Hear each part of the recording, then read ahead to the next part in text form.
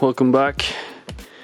This is day something and still going strong at the pre-wiring. I have wired a majority of the DC loads that I need. Today I'm going to be focusing on wiring the AC load. I think I'm just gonna pull one cable, a 2.5 millimeter cable from where the battery is gonna be and the inverter, and over to the kitchen cabinet, so that we can have a 230 volts socket right there. And then it's just wiring pretty much the rest of the DC loads. So I just noticed that actually the lens is broken a little bit after the falling from the roof of the vehicle, but whatever. Here's a little bit of what I'm doing to get routes for the tubes to go through. This is in the back of the van, over the wheel well, where the battery is gonna sit and most of the equipment. So I'm just drilling. I drilled like 4 holes. There was already one hole that they have been using for like some speaker cable or something. So I got like 5 holes for tubes right here. I don't think I need any more than that, because I have some 13-inch tube, this stuff, and that will get through, because I need to get through this like really thin opening right here.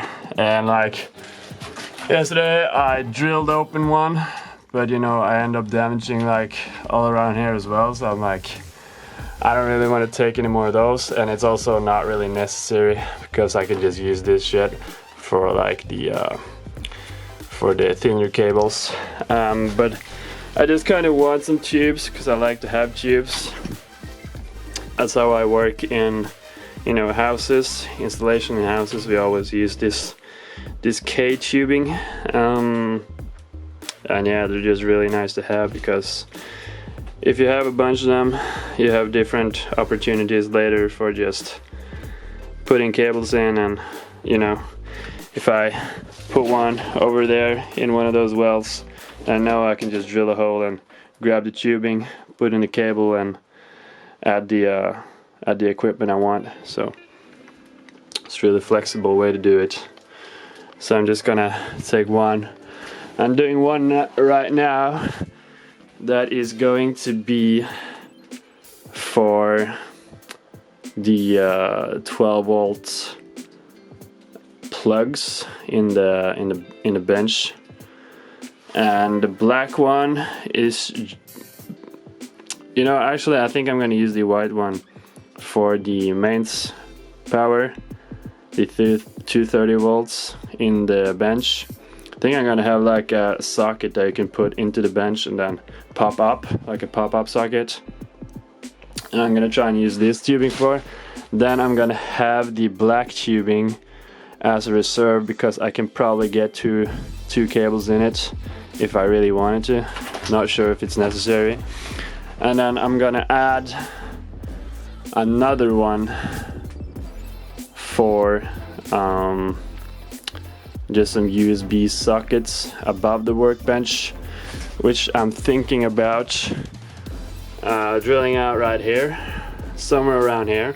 And then we're gonna cover up this window. Actually, we're gonna isolate it and cover it up, and maybe just use a small portion of it, because we don't really need that much window. There's a lot of window in this car. It's window everywhere. It's like 70% window. So we're gonna patch up majority of that window. Probably the whole area of this window is gonna be patched up, and this whole window too, probably. And then we're gonna keep the whole of that window, and probably keep the back windows as well, and just make or buy some kind of like isolation mats, some pads for it. So yeah, should be good, should be good. Then I wanna get some wire to like a bedroom lamp and some USB sockets over here as well. So there's gonna be USB sockets over the bench.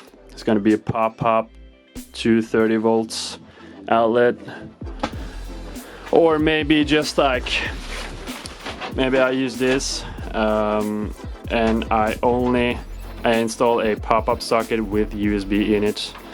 That is a solution as well, but then I'm like unnecessary using the inverter, which is only 300 watts for USB, which is 12 volts, which I don't really need, so probably just get one for 12 volts on its own fuse, and then 12 volts and a lamp over the bed right there.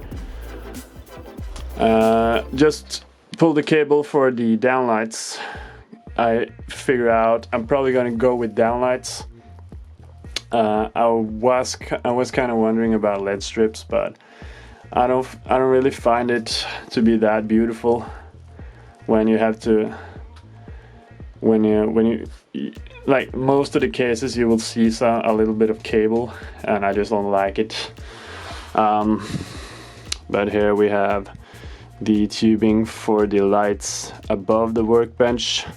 I'm thinking we're probably gonna have some kind of cabinet right here, and then I can just connect like a LED stripes underneath it with this. This is actually a cable and tube, and then I can just take it out somewhere. I'm not sure yet where it's gonna be, but we'll figure that out soon enough, as soon as we start building this thing. Right now we are working on taking off all of the panels of the van and covering up all the leakages and all the different holes underneath the panels, and also covering up all the rust that would evolve from all of these clips that are going through the chassis. And I'm just gonna take them all out of the chassis, cover them up with some sealants, and then put them back in with the panels, and covering up all like the bare metal parts that are bound to rust with the rust paint.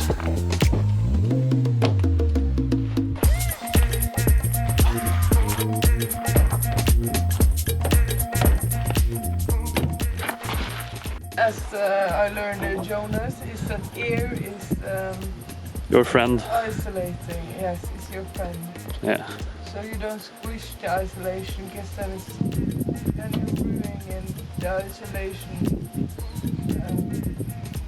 Effect. effect. Like you don't isolate anymore. Yeah. You just put things in the wall. You're just putting money in the wall. Yeah. So now I just try to get the isolation up as far without squeezing it too much. And just trying to fill the spaces. And where I don't manage to put the isolation where I know it will be squished, then we skum. Hva er skum på engelsk? Foam. Then we foam it. Then we use expandation foam. Yeah. Yeah. I had English in the first to 10th class. Actually, I had English in videregående too. Yeah. That's good. Guess what? The solar panels have arrived almost. Like everything except the actual panels themselves have arrived. So I've been sent the brackets for the solar panels.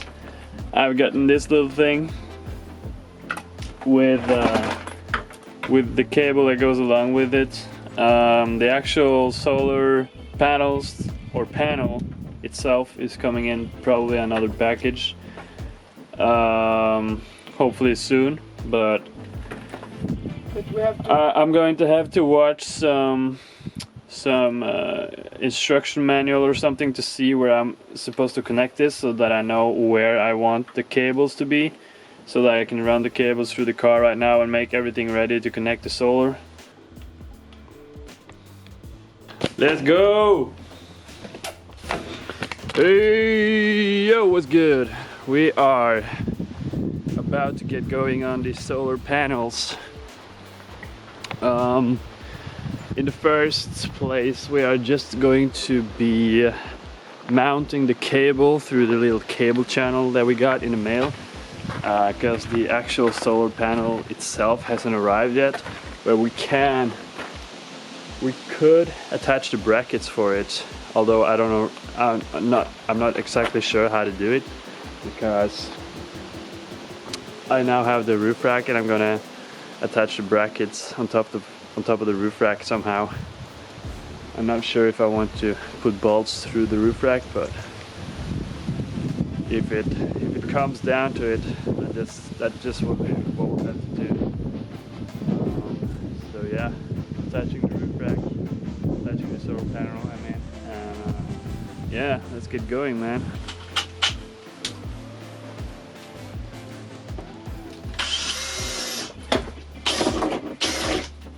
We are through, motherfuckers.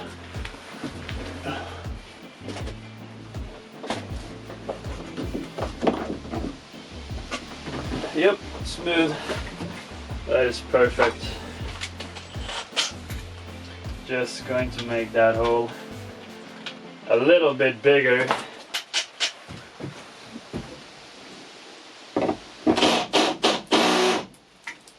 So here's the actual box. Obviously I can't put these through the little tight nipple right here, so I'll have to pull the other end of the cable that are going to be connected to the solar charger. And since I only have like a 100-watt solar panel, so I'm using a 6-gauge cable, which is more than enough for the 10 amps that it will draw. Når är det drar? Det är färdigt.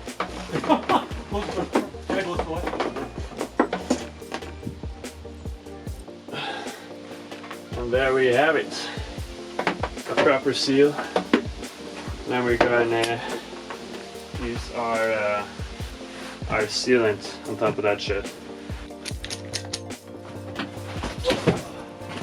You're gonna want to use a good sealant that is able to withstand UV rays, because there's going to be a lot of sun on there, and it's going to be some kind of sealant meant for outside use that's UV resistant and it's gives proper sealing.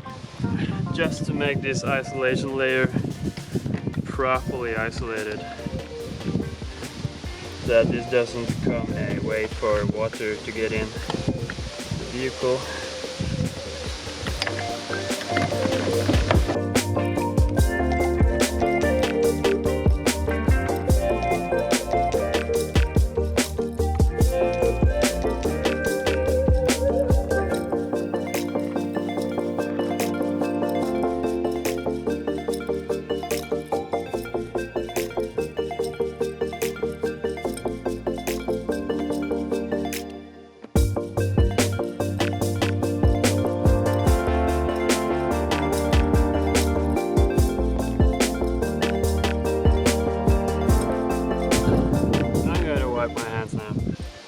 I'm just gonna see how that's gonna sit. If it loosens up, then I'm gonna have to use something to press it down with. Maybe some strong ass tape or something to just hold it down. But yeah, I think that should be good. We just got the cable through over those steel barriers into the channels, and down here where the battery and stuff is going to be. Now we can start isolating the vehicle and cut out the the plate that's gonna be here and figure out where to put all of the equipment. Let's go, man. Let's go. So I've just gotten these cables through the little channel here, so they're ready to be connected to the battery, and these are the ones for the battery to battery charger. So these are just gonna get connected to each battery pole, and via the DC-DC charger it's gonna charge our leisure battery. So that's done. Now I just need to go to the hardware store to get some bolts so that I can get some good grounding cables, because then I'm gonna want one thick 70mm grounding cable somewhere around this area near the battery, just around here, and connected to the battery or via the bus bar. So we are getting closer and closer. I think also the solar panels arrived, so we are gonna go down there, get the solar panel, and I think also some other gear has arrived. The shore power outlet thing has probably arrived as well. So let's go pick up some shit. This is pretty large.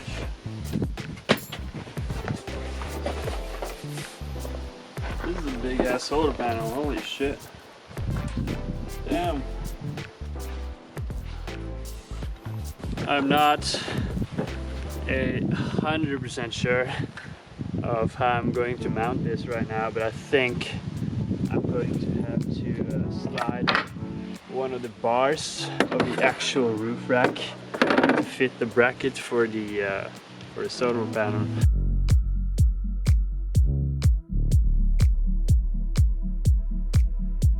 It's going to be something like this.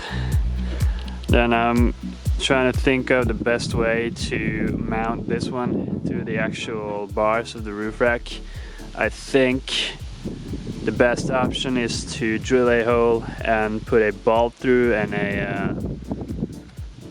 a locking, what the fuck do you call that, mutter on the other side to hold it together, and then use these self-tapping screws.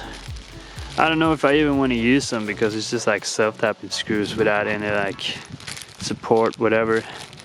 I think it's actually a really bad solution, this for mounting it. I think they should have included at least some bolts with some grabbers on the other side.